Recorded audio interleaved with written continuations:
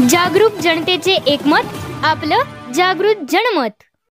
महायुतीच्या काळात अनेक अत्याचार घडले। महायुती सरकारला घरात बसवा आणि महाविकास आघाडीला विजयी करा, अमन पटेल यांचे आवाहन। शुक्रवारी सायंकाळी अर्जुनवाडच्या छत्रपती शिवाजी चौकात झालेल्या कॉर्नर सभेत युवा वक्ते अमन पटेल म्हणाले की महायुती सरकारच्या काळात महिलांवर मोठ्या प्रमाणात अत्याचार झाले असून ते सुधारण्यासाठी महाविकास आघाडीचे उमेदवार गणपतराव दादांना विजयी करा असे आवाहन केले। यावेळी पुढे बोलताना ते काय म्हणाले ते आपण पाहूया। जागृत जनमत न्यूज साठी अर्जुनवाडहून संपादक विनोद पाटील। आपण म्हणत आहोत की निवडणुकांच्या अनुषंगाने आपण उपस्थित झालो आहोत, निवडणुकांच्या अनुषंगाने हे सगळं सुरू आहे। तर मला या ठिकाणी सांगावंसं वाटतं की ही येणारी निवडणूक आपल्या समोर निवडणूक नसून एक युद्ध आहे, एक लढाई आहे। हे युद्ध जर का महाविकास आघाडीने जिंकलं तर बळीराजाचं राज्य येणार आहे, रयतेचं राज्य।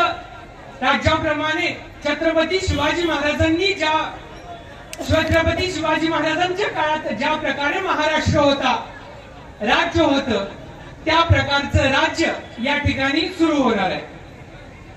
आज या ठिकाणी गणपत दादांच्या बद्दल मी तुम्हाला सांगणं म्हणजे आरसेला कंगन दाखवण्यासारखंच आहे। कारण माझ्या वयाची 4 पट केली तरी देखील त्यापेक्षा जास्त काळ गणपत दादांच्या सोबत तुम्ही या ठिकाणी अनुभवला आहात। यड्रावकर साहेब किंवा मालकांच्या विरोधात देखील मी बोलणं खूप चुकीचं आहे, कारण माझ्या वयाची 3 पट केली तरी त्याच्यापेक्षा जास्त काळ त्यांनी शिरोळ तालुक्यासाठी दिलेला आहे। तर मला आज या ठिकाणी येण्याची गरज आणि फक्त भासली लागली म्हणजे महायुतीच्या विरोधासाठी। का नकोय आपल्याला महायुती, का हवी आहे आपल्याला महाविकास आघाडी, यावरच मी या ठिकाणी फक्त बोलणार आहे। आज आपण महाराष्ट्रामध्ये बघतोय शिक्षणाची काय व्यवस्था, काय अवस्था महाराष्ट्रामध्ये झालेली आहे। खरं तर माझ्यासारख्या एका अभ्यासू विद्यार्थ्याला छत्रपती शिवाजी महाराजांचं महाराष्ट्र हे आहे का हे म्हणताना 4 वेळा विचार करावाचं वाटतं जणू। कारण छत्रपती शिवाजी महाराजांचं महाराष्ट्र समोरचे लोक म्हणत असताना खरंच हा महाराष्ट्र छत्रपती शिवाजी महाराजांचा महाराष्ट्र, विचारांनी चालणारा महाराष्ट्र आहे का, ही विचार करण्यासारखी गोष्ट आहे। आज आपण बदलापूरचं प्रकरण बघितलं, मणिपूरचं प्रकरण बघितलं, सीए फाट्याचं प्रकरण बघितलं। आज हे सगळे प्रकरण आपण बघत असताना अंगावरती काटे आले, घरात शांत आपण बसला, आपण काहीच केले नाही। आज जे काही बदलापूरचं प्रकरण घडलं, अहो 4 वर्षाची ती मुलगी, किती वर्षाची? 4 वर्षाची, आपण त्याला मुलगी देखील म्हणू शकत नाही, 4 वर्षाचं ते बाळ होतं, लेकरू होतं, लहानच। विकास दादा, ती घटना घडल्यानंतर माझी बहीण मला फोन करते, माझ्या बहिणीची मुलगी सुद्धा 4 वर्षाची। माझी बहीण मला फोन करते आणि म्हणते, अमन सांग मी माझ्या मुलगीला कसं शाळेमध्ये पाठवू। आज ती घटना घडल्यानंतर महाराष्ट्रातल्या माय माऊलींच्या डोक्यात विचार येतोय की आमच्या मुलींना आपण कसं घराबाहेर सोडू। कारण एक स्वतःचं घर, दुसरं आजोळ, आजोळानंतर एक सुरक्षित जागा मुला मुलींसाठी आहे, ती म्हणजे शाळा। आणि त्या शाळेचा या लोकांनी व्यापार करून टाकला आणि त्या व्यापारात आमचे मुलं आणि मुली सुरक्षित नाहीयेत। माझ्या बहिणींनी जो मला प्रश्न केला तो प्रश्न मी आज तुम्हाला करतो, सांगा माझ्या बहिणीच्या 4 वर्षाच्या मुलगीला कसं सुरक्षित समजून मी शाळेमध्ये पाठवतो। माझा प्रश्न आहे या ठिकाणी अर्जुनवाडकरांना, का अर्जुनवाडकर शांत बसणार? बदलापूर मध्ये प्रकरण घडलं म्हणून, त्याला अर्जुनवाड मध्ये घडलं नाही म्हणून आपण शांत आहोत? अशा घटना आपल्या परिसरात, आपल्या घरामध्ये घडल्यानंतर आपण जागे होणार का? आज या आधीच्या सरकारचा कार्यकाळ बघा आणि या महायुती सरकारच्या कार्यकाळात अशा घटना का घडत आहेत?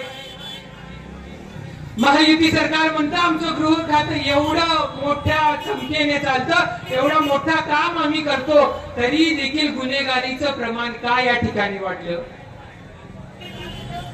अहो त्या सीए फाटेवर पडणारी माझी बहीण पर गावातून सीए फाट्यामध्ये कोल्हापूर शाहू महाराजांचं राज्य, शाहू महाराजांचा जिल्हा कोल्हापूर जिल्हा, कोल्हापूर जिल्ह्यामध्ये पर गावातून एक बहीण येते, छोटीशी मुलगी येते 13 वर्षाची, ती सुखरूप त्याच्या घरी जाऊ शकत नाही. आज या कोल्हापुराची परिस्थिती अशी आहे.